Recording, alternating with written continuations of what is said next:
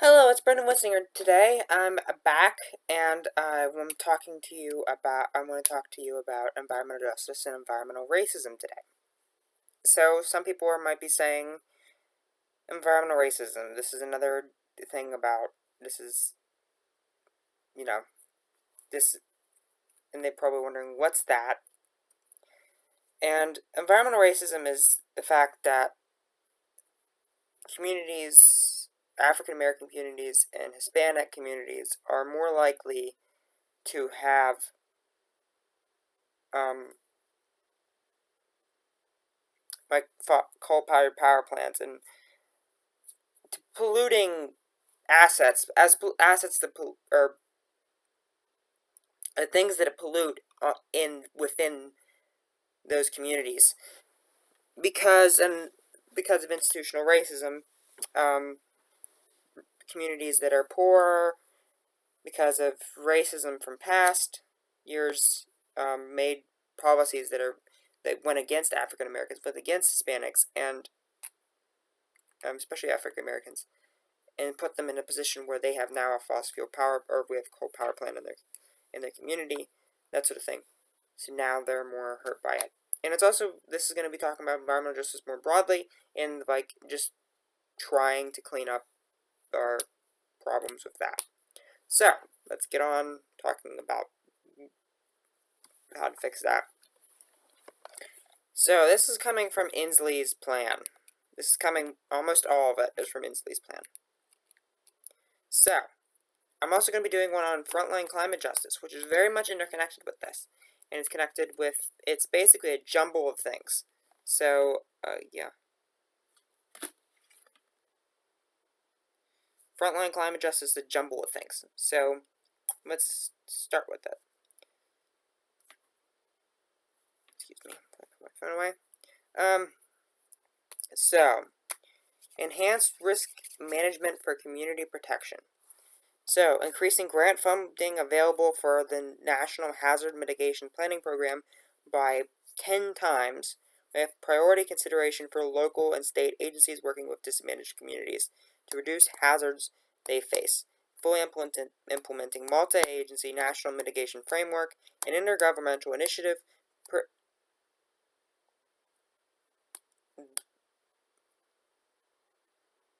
predicated, that word could be used that way, on involving whole communities.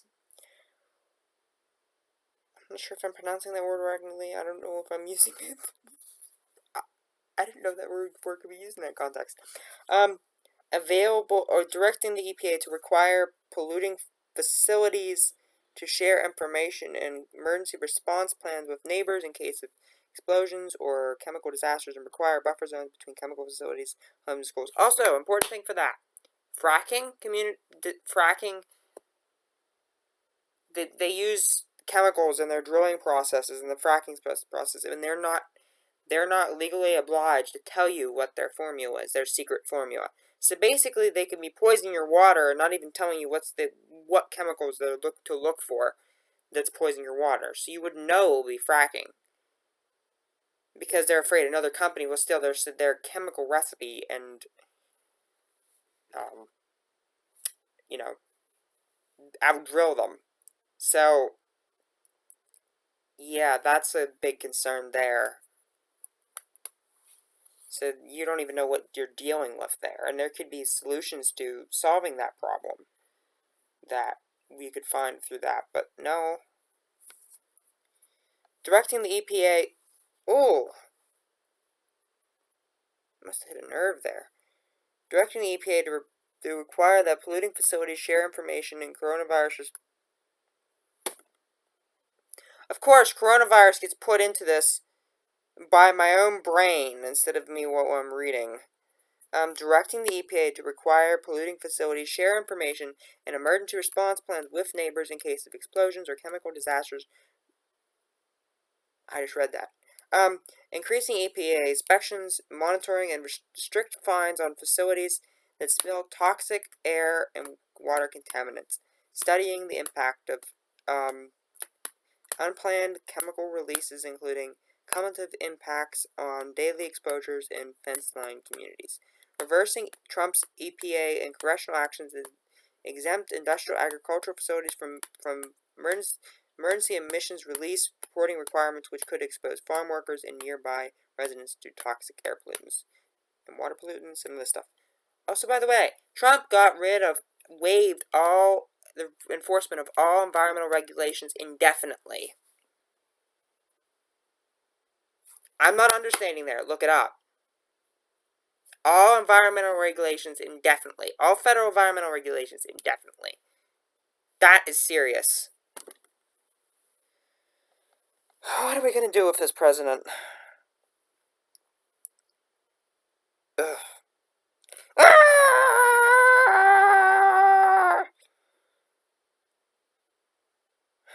Anyways, back to what I was doing.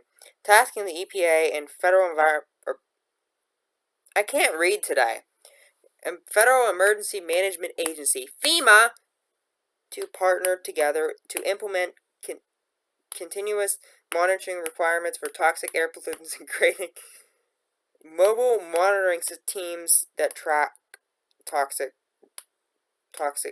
pollutants released during natural disasters.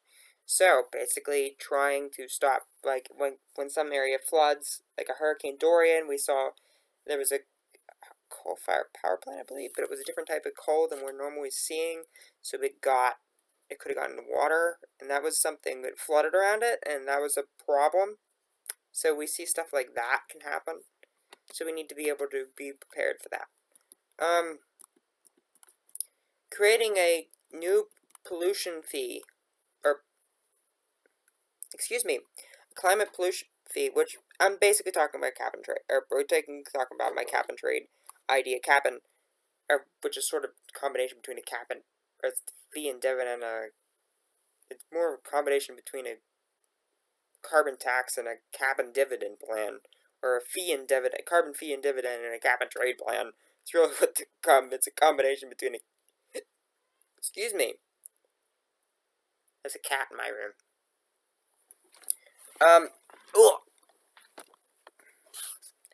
Requiring polluters to pay for costs of cleaning up their pollution through reinstating and tripling Superfund taxes to cover the restoration of America's most toxic polluted sites. But basically, a Superfund sites of the area, there are sites that the EPA designates for cleanup.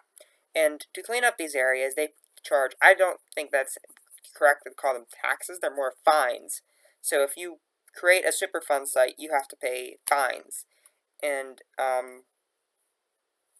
increasing these fines, so they are more on the companies that made the mess to clean them up. Implementing because a lot of times the Superfund sites are currently underfunded, which is weird since they're called Superfund. Hello, Pixie. Do you want to come here?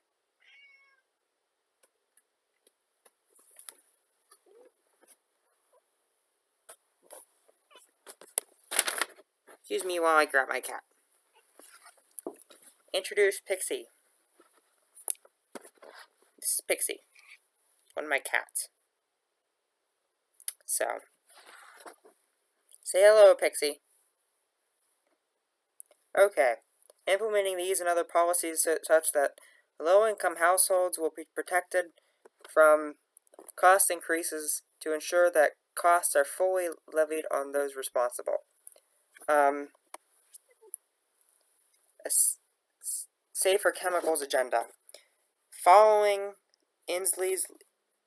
Excuse me, I didn't catch myself. Excuse me, implementing nationwide bans on and I'm going to mess this up. Polyfluoroalkyline substances, or PFAS, which have contaminated drinking water in over 600 sites in 43 states throughout the U.S.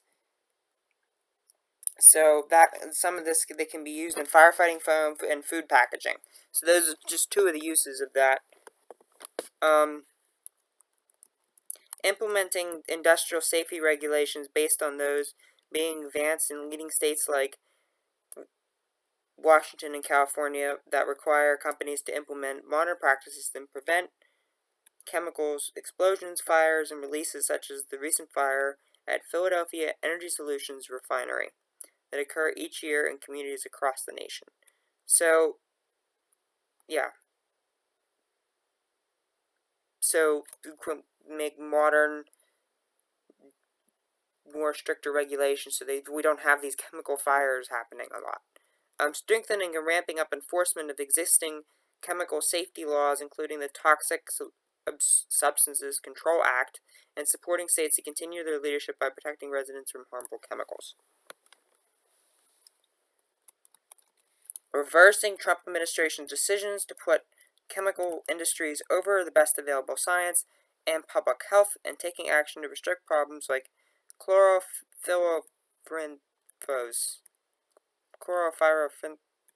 whatever it was, that are known to present chemical hazard to Americans, especially children.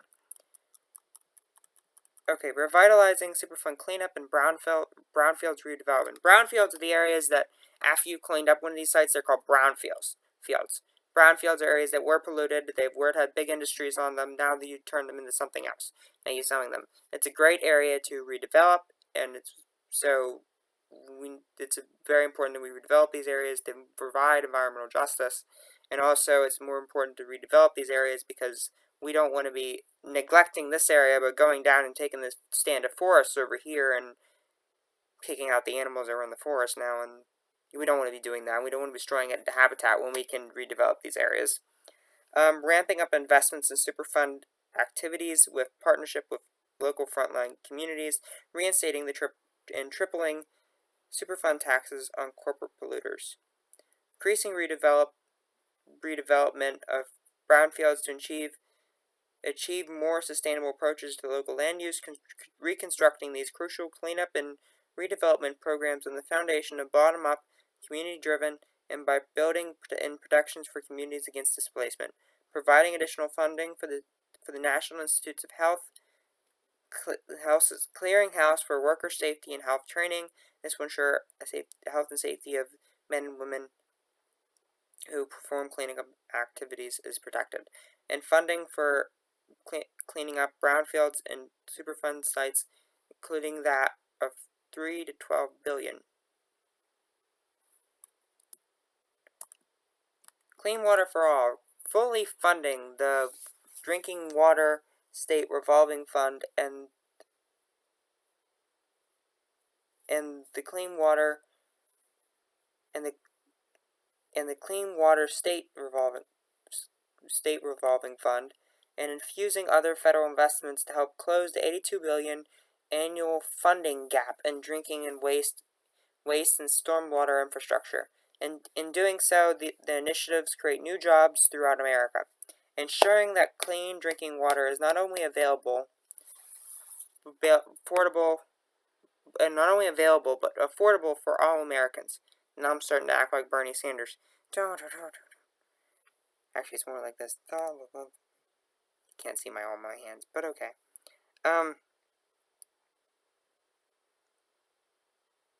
In doing so, this initiative creates new union jobs throughout America, ensuring that drinking water is not... Okay, I just said... especially for low-income families, by establishing a new low-income water affordability program. The program builds upon the federal low-income energy assistance program. Water prices are rising across the country, and low-income families increasingly cannot afford the cost of water services. So that's a problem. And by the way, I do support Bernie Sanders over Biden. Maybe that's why I'm copying him. I don't know. So, targeting action to identify and remediate lead and threatened drinking water in America's schools, as well completing an energy retrofit of every public school within 10 years. Addressing air pollution, mandating that all zero-emission light-duty vehicles and buses are by 2030, or mandating all new vehicles are zero-emission vehicles for light and medium-duty vehicles and buses. All buses are zero-emission by 2030, and working with local communities on further action to confront transportation emissions to improve local air quality. Now, we're not saying that any current, and if you bought a vehicle, we're not saying you have to buy a new vehicle. But the idea is that if we get it early enough, we get it by 2030, okay, all new vehicles have to be EVs. Within a normal person, usually the maximum for keeping a car is about 11 years. Most people get rid of a car. Almost everyone gets rid of a car within 11 years. So that means by the end of 11 years go by, they should be all EVs. That's the hope. Achieving 100% zero carbon emissions in new buildings by 2030, partnering with local jurisdictions that want to go further and faster. Retiring every coal plant and achieving 100% carbon neutral electricity by 2030 and 100% clean, renewable, and zero emission electricity by 2035. Aggressively enforcing existing and new pollution standards under the Clean Air Act, including reversing Trump administration's work to undermine clean car standards and methane rules and national air quality NACU standards. This includes directing the EPA to identify and report to the White House on all available pathways for slashing climate pollution under the Clean Air Act. Now,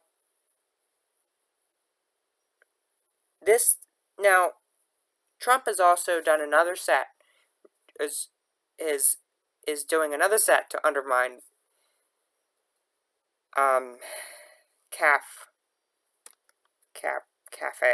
which is the clean cars thing. And no, the C does not stand for car, surprisingly. He's doing another set to try to deregulate that. Wow, he's waived all the environment, waived all environmental protections indefinitely.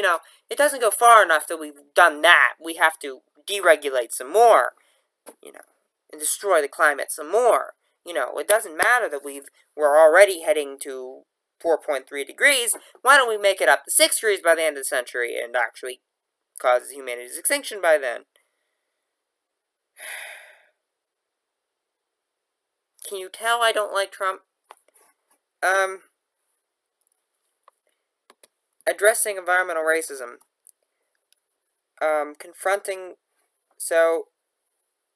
Directing federal agencies to examine historical patterns of racial discrimination and environmental racism in relation to their community health, inequality, and lower rates of home ownership and resulting asset building opportunities today.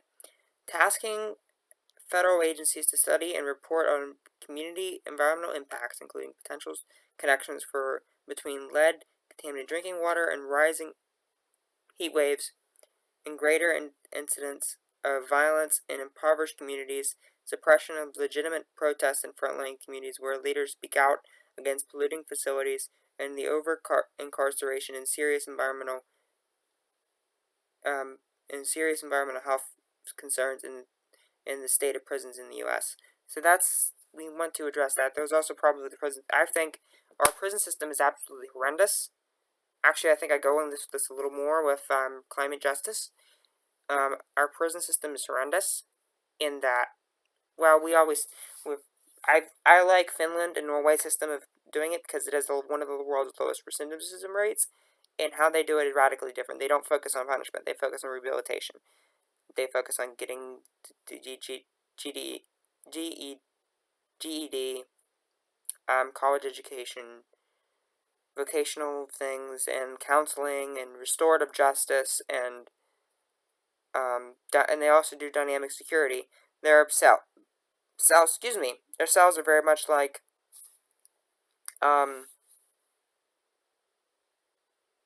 their cells are very much like normal people's cells, or very much like, their cells are very much like college dorms in a sense. And their cells they're focused on dynamic security, building a relationship between the prison guards and the prisoners That way they aren't, that way building a relationship so they can actually reform them. Because if you ever heard of the Stanford experiment, where they basically did a mock prison and they found that that creates an environment where with if you don't have them trying to talk to each other and stuff like that, you have the environment where it's very confrontational, and you can't learn from a teacher that you don't like. This goes back to my education stuff. Like, you gotta want to learn. You know, you can lead a horse to water, but you can't make him drink. And it's the same thing with prisons. You can tell them, give them education and give them rehabilitation stuff, but unless they're going to take it, unless they want to take it, it's not going to help. And they're not going to want to take it when their guard is beating them up. And also, they're probably not going to get the best resources because a lot of that's people that are teaching them and that sort of thing are from guards. So that's not going to help them. So prisons have been completely redone in the U.S. for those reasons, and there's many other reasons too. They're just not safe. They're not healthy. They're not safe. They're not good environments. They're not environments that people can be rehabilitated in. And if you can't rehabilitate them, then then some people, my mom has said to me, well, what about punishing them? Well, why do you punish a child? You punish a child so they don't do the bad thing again. Okay, that's why you punish a child. If you don't punish someone with the intent to rehabilitate them, if you don't punish someone so they don't do it again, that's not punishment. That's revenge. That's not justice. That's revenge. So, if you don't, if you're not, if your goal isn't to stop the action from occurring again, it's not justice. It's revenge. And that's not helping the situation.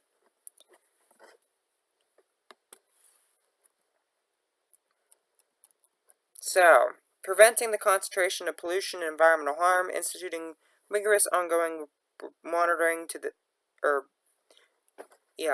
monitoring of the effects of climate policies on conventional pollutants in disproportionately impacted communities, sharing this data with these communities, and using the monitoring to ensure reductions are achieved in such areas.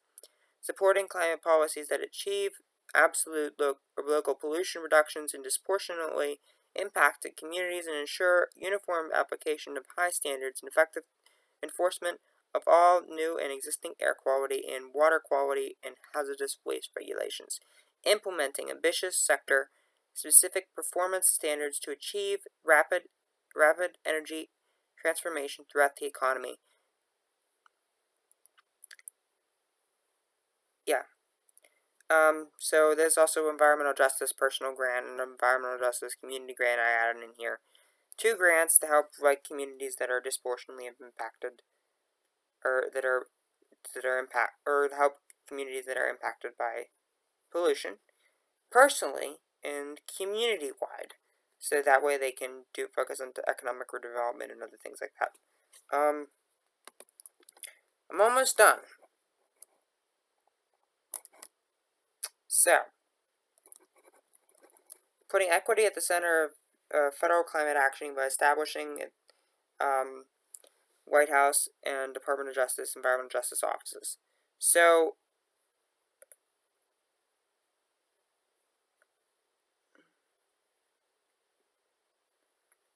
creating an economic or environmental justice advisory council, and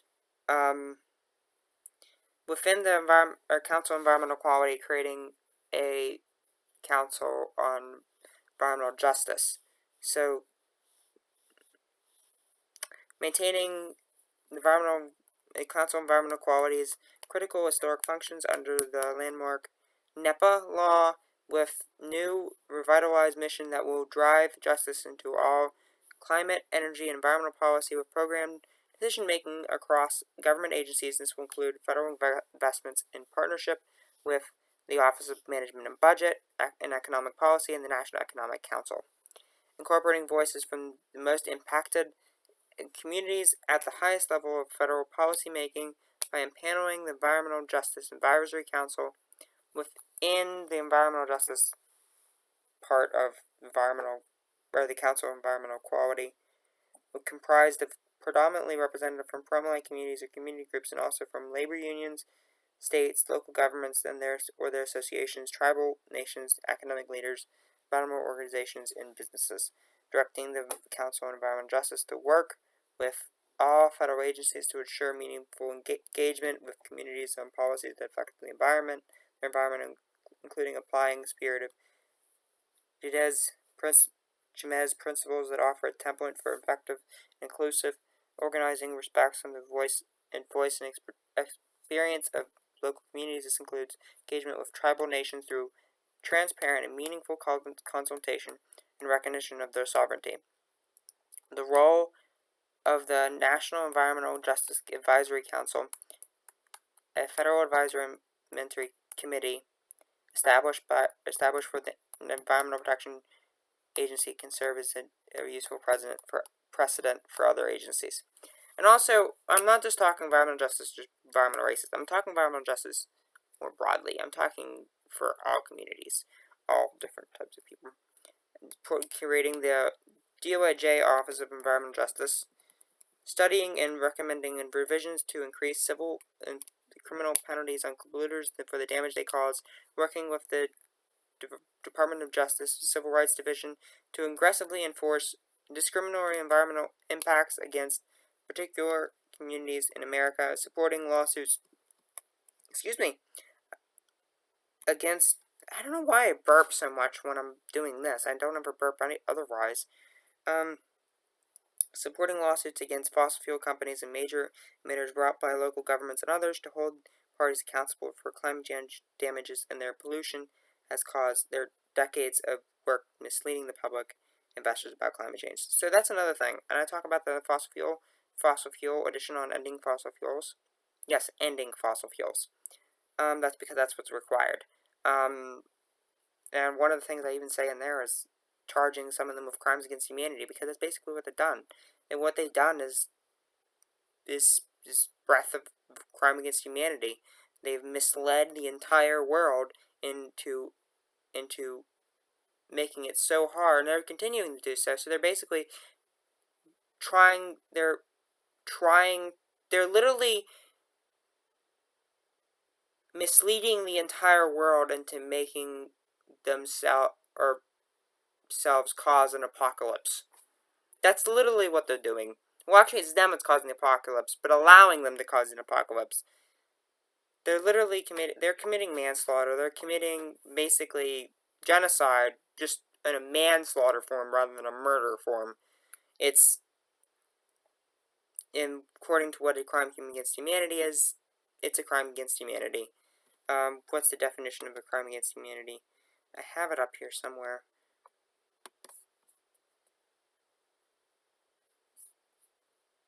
See if I can find it.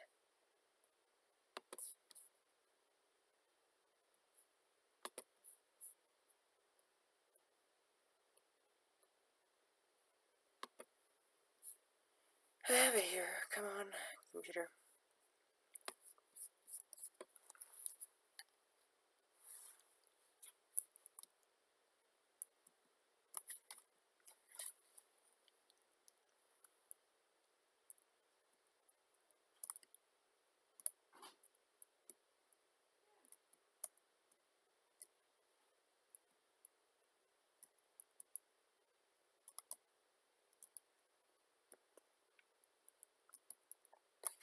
I have it somewhere in here.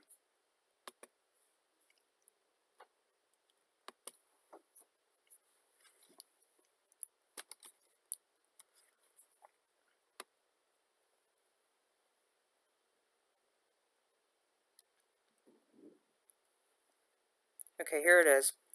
The UN, just unlike genocide, UN often clarifies in the case of crimes against humanity. It is not necessary to prove that there is an overall specific intent. It suffices that there be a simple intent to commit any of the acts listed.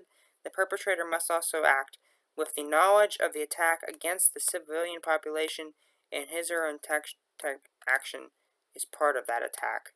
So basically, a widespread systematic attack directed against any civilian population with knowledge of that attack. That is meets the definition. That completely meets a widespread systematic attack against the civilian population with knowledge of that attack. So that, completely meets the definition. And that's it. That's everything.